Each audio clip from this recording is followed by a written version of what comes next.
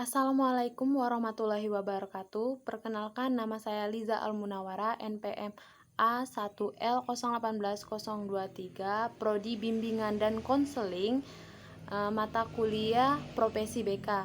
Di sini saya akan menjawab pertanyaan UTS Profesi BK. Jadi yang pertama, jelaskan sejarah profesi BK di Indonesia. Jadi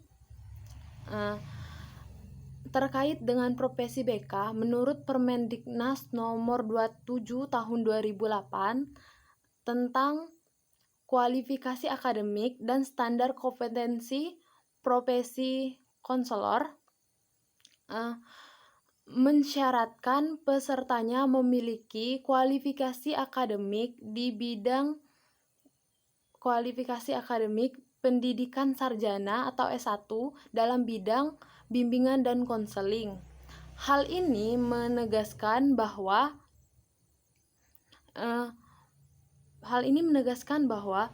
profesi konselor merupakan pendidikan yang berkelanjutan atau berkesinambungan dari sarjana pendidikan S1 di bidang BK yang dianugerahi gelar S1 bimbingan dan konseling dan dilanjutkan dengan profesi konselor BK yang sebagai suatu keutuhan. Lanjut pertanyaan yang kedua, bagaimana perspektif BK di masa kini dan masa yang akan datang? Jadi sebelumnya bimbingan dan konseling adalah upaya membantu individu antara konselor dan konseli dalam memecahkan masalah dan untuk mengembangkan potensi peserta didik secara optimal. Nah, terdapat paradigma BK yaitu layanan BK terkait dengan psikopendidikan dalam bingkai budaya. Nah, terdapat beberapa kesalahan perspektif terhadap BK. Yang pertama, BK dianggap sebagai polisi sekolah, BK dianggap sebagai pemberi nasihat, BK dianggap sebagai melayani orang yang sakit atau tidak normal, kemudian BK dianggap sebagai tidak terintegrasi dalam pendidikan, terus juga BK dianggap melayani klien-klien tertentu, dan juga BK dan juga terdapat faktor-faktor yang mempengaruhi hal tersebut. Yang pertama, pendidikan guru BK di sekolah tersebut. Misalnya karena dulu sering terdapat kekurangan guru BK, oleh karena itu seringkali guru mata pelajaran dijadikan sebagai guru BK. Yang kedua,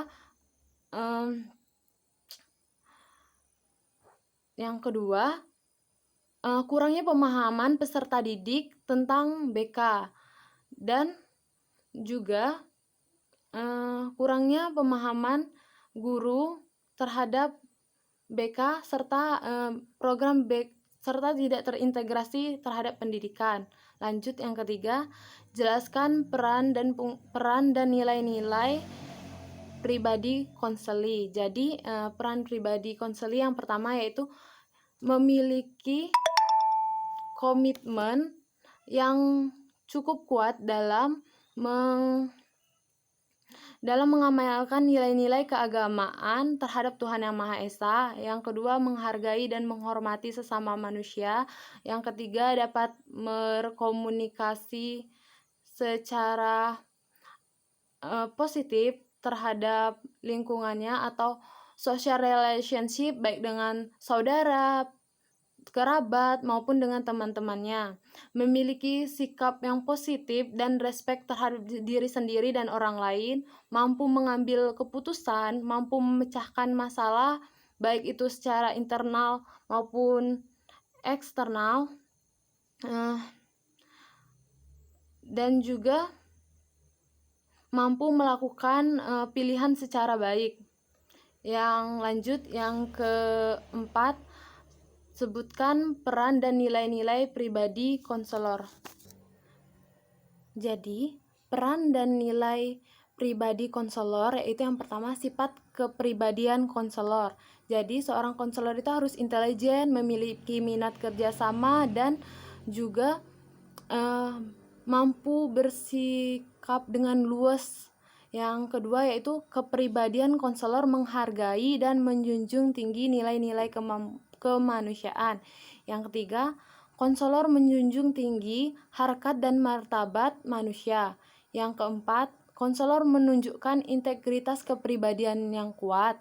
Yang kelima, konselor juga harus menunjukkan integritas yang kuat. Yang keenam, konselor harus memiliki kesadaran dan komitmen profesional. Yang ketujuh, komitmen profesional konselor terhadap etika keprofesionalitasannya. Lanjut yang kelima,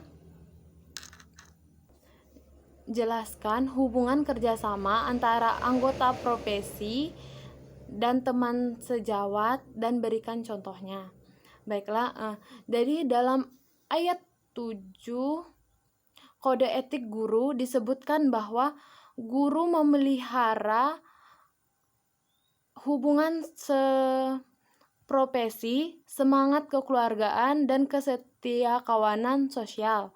Hal ini berarti yang pertama, guru hendaknya menciptakan dan memelihara hubungan sesama guru dalam lingkungan kerjanya. Yang kedua, guru hendaknya menciptakan dan memelihara semangat kekeluargaan dan kesetiakawanan sosial di luar lingkungan kerjanya. Nah, jadi contohnya, jadi sebagai seorang guru dan teman sejawat, kita harus menghargai satu sama lain.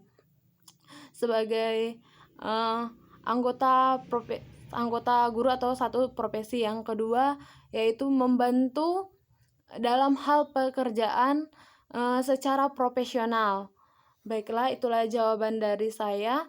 Saya akhiri. Wassalamualaikum warahmatullahi wabarakatuh. Terima kasih.